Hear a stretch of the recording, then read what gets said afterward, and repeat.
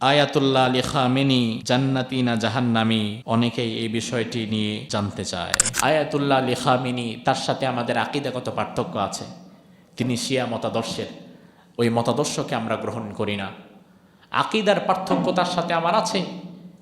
তবে কথা হচ্ছে, আয়াতুল্লাহ আলী খামেনি বিগত দিন তার কর্মকাণ্ড ছিল ইসরায়েল এবং দখলদার সাম্রাজ্যবাদী আমেরিকার বিরুদ্ধে।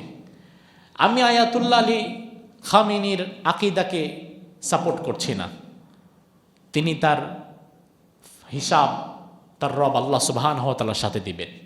তার হিসাব নিকাশ তিনি আল্লাহ তাআলার কাছে দিবে, আমার কাছে না।